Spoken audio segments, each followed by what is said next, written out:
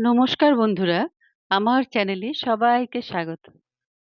দেখুন, এখানে আমি একটা আম, কাঁচা লঙ্কা আর আস্ত একটা রসুনকে পুড়িয়ে নিয়েছি ভালো করে। এবার এগুলোর খোসা ছাড়িয়ে একসাথে করে নিচ্ছি।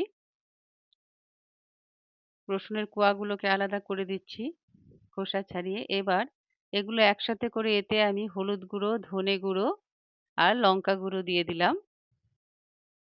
আর সাথে একটু সর্ষের তেল দিয়ে দিচ্ছি। এবার সমস্ত উপকরণগুলো একসাথে হাত দিয়ে ভালো করে চটকে চটকে মিশিয়ে নেব। এদিকে দেখুন চিকেনটাকে ভালো করে ধুয়ে নিয়েছিলাম। এবার এতে আমি স্বাদ মতো নুন দিয়ে মেখে নিচ্ছি। এতে এবার যে মশলাটা তৈরি করলাম সেটা দিয়ে দিলাম, সাথে একটু চিনিও দিয়ে দিলাম। এবার এতে আমি কাসুন্দি দিয়ে দিচ্ছি। কাসুন্দির স্বাদটা এতে ভালো লাগে তাই দিয়েছি। এই দেখুন কাসুন্দি দিয়ে দিলাম। এদিকে এটাকে করব, পেঁয়াজ কেটে নিয়েছি আর একটা জল তৈরি করেছি। সেটাকে আমি জলটাকে বয়েল করতে বসিয়েছি। এতে আমি দারচিনি, এলাচ আর গরম মশলার গুঁড়ো দিয়েছি। জলটা ফুটবে, ভালো করে ফুটলে এই জলটা ব্যবহার করব আমি। কড়ায় তেল দিয়ে দিচ্ছি। দেখুন জলটা আস্তে আস্তে ফুটছে। এই আমার মেরিনেট করা মাংসটা দেখুন। এতে আমি প্রথমে পেঁয়াজ দিয়ে দিলাম।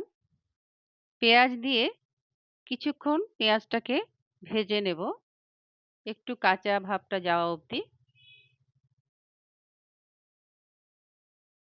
আর এদিকে আমার জলটাও ফুটতে শুরু করেছে। এই জলটা দিয়ে আমি চিকেনের গ্রেভিটা দেব। দেখুন সুন্দর করে ফুটে উঠেছে, একটু সময় ফোটাবো। এদিকে পেঁয়াজের কাঁচা ভাব চলে গেছে, তাই এতে আমি মেরিনেট করে রাখা চিকেনটা দিয়ে দিলাম। এবার শুধু ভালো করে নাড়তে হবে। আঁচটা কমিয়ে ভালো করে নেড়েচেড়ে এটাকে একটু সময় নিয়ে কষাতে হবে।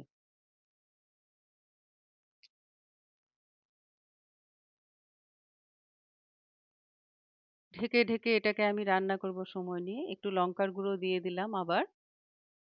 এবার শুধু কষানো। খানিক বাদে বাদে ঢাকনাটা উঠিয়ে একটুক্ষণ কষিয়ে নেড়েচেড়ে কষাতে হবে ভালো করে।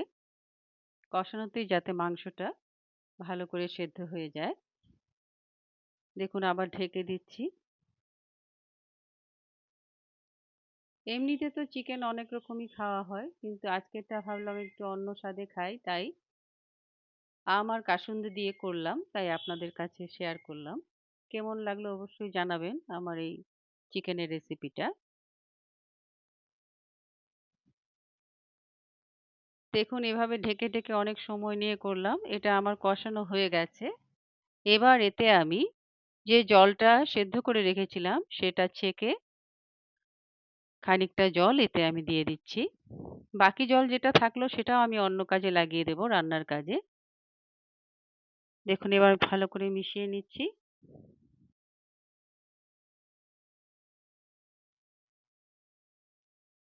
এভাবে মিশিয়ে একটু সময় এটাকে হতে দেব।